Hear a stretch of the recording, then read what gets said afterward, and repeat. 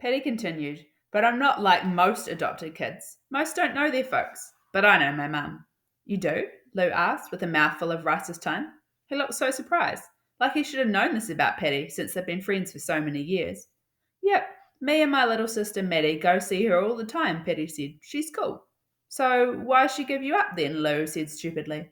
Lou, Coach snapped. Lou stopped chewing. Coach pointed at me and Lou. Why was he pointing at me? And said, Thing one and thing two.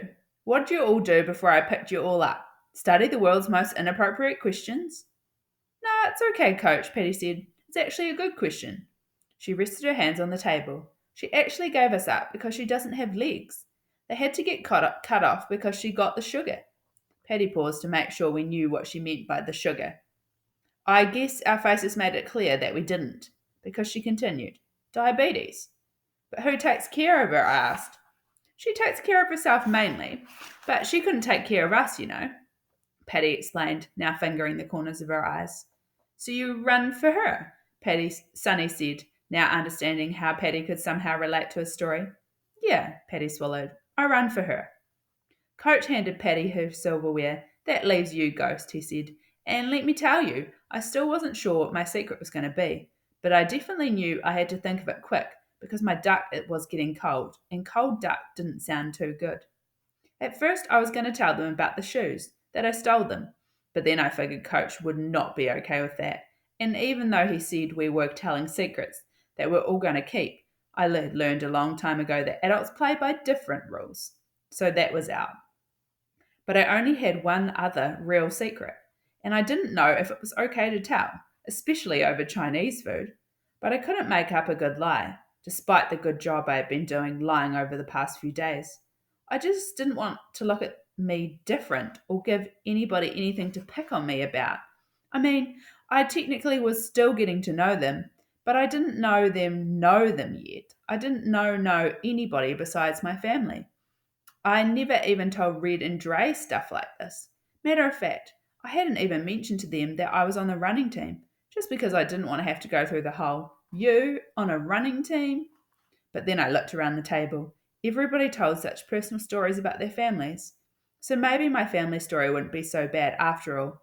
Plus, my duck was getting cold, so my dad's in jail for trying to shoot me and my mother, I blurted. And before anyone could say anything, I held my hand out for my utensils. Lou dropped his fork. Patty dropped her knife. Sonny stopped drinking. Coach's mouth hung open as he pressed everything into my hand. And I felt good, different. Like, even though they were all stunned by what I had said, I felt like they could see me, like we were all running the same race at the same speed. But I was also feeling pretty hungry. Thanks, I said, taking my fork and stabbing the duck with it. I twisted meat off the bone and stuffed it in my mouth like nothing was wrong. Like I hadn't just dropped the atomic bomb of secrets. But I didn't really want to make a big deal of it. I just wanted to say it and eat. So what about you, Coach? I asked, through chewing on my best food I had ever had. Ever. Duck. Who knew? Charlotte Lee could collect all the rubber ones she wanted. I was going to set the record for eating the most real ones. I mean, it's basically like the world's greatest chicken or something. Everybody else had started back digging in their plates, even though new things were definitely a little awkward, just a little. What about me? Coach replied at last. Well, what's your secret? I asked, pointing the fork at him. No, this is about you all, not me. Come on, Coach, said Patty. Don't be like that. Yeah, I thought coaches were supposed to set an example, said Lou. Watch it, Coach snapped, but jokingly. No offence, Coach, Sonny said, but Lou's right. And Lou's never right, Patty teased, reaching over and snatching Coach's chopstick and fork. Coach shook his head. I can't believe this, you dirty little rats. But I like the fact that you're ganging up on me. That means my plan is working.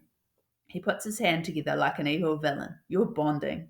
Yeah, Patty scoffed. Just get to the secret or kiss your noodles goodbye. Coach sniggered. Okay, he started. Well, it's true, Lou. I did run in the Olympics, and I won a gold medal. Coach looked pointedly at each of us, one by one.